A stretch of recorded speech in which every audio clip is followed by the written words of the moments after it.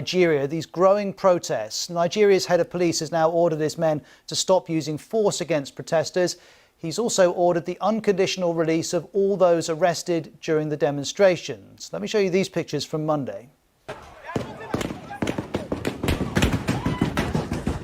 That's police using live ammunition against people demonstrating in Lagos, Nigeria's biggest city. They've also been using powerful water cannons. Amnesty International says at least 10 protesters have been killed so far. And scenes like these from today have also been going on, and it's been happening for a week now. The demonstrators are calling for a notorious police unit known as SARS to be scrapped. It's the Special Anti-Robbery Squad, and it's widely accused of human rights violations, including torture and extrajudicial killings. These are the type of abuses protesters want to stop.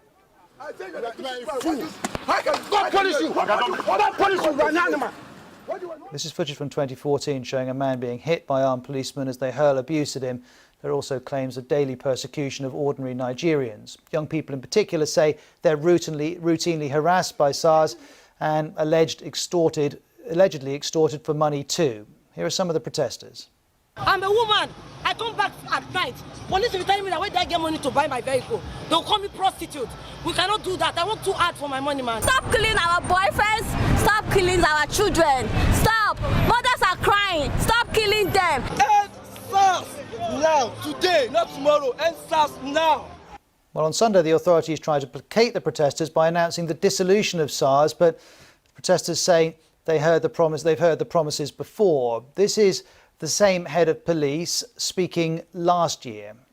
The operation of the Special Anti-Robbery Squad, which is currently centralized at the Force Headquarters, is hereby decentralized. Become more than just about that one police unit. The protesters are now listing further demands. In this poster, for example, they include the creation of an independent body to oversee the allegations of abuse, and they say until all of their demands are met, the unrest, the protests will continue. Well, let's hear from Ruth Olufan in Lagos. She's with the Clean Foundation that promotes police reform in Nigeria. So what you see that is still happening goes beyond just the dissolution of SARS to external issues revolving around the need for lasting, sustainable police reform. So people are still on the streets because overall, the policing culture by the Nigerian police, the management, and in terms of the policing architecture, it's at its lowest ebb. You cannot compare that with best global practices. Over time, you've had a police institution that has been so far alienated from the people.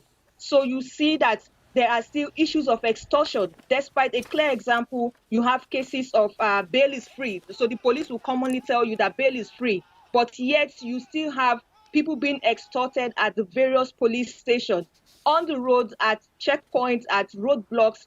You cannot move easily. You still have the police extorting. And if you are not able to part some few naira notes, you end up being your rights being violated. Either you're asked to park.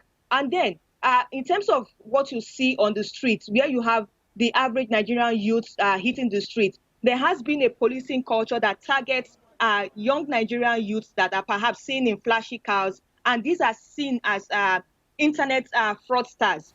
Well, next, here's the latest on this story from the BBC's Ishaq Khalid in the capital, Abuja. What we've seen today is that the protest has grown bigger and spread wider to around a dozen cities across the country, but we've seen less violence compared to yesterday, Monday, when we saw multiple casualties among the protesters and even the police officers. But what is not clear is whether the measures the authorities are taking will actually convince and satisfy the protesters and stop taking to the streets.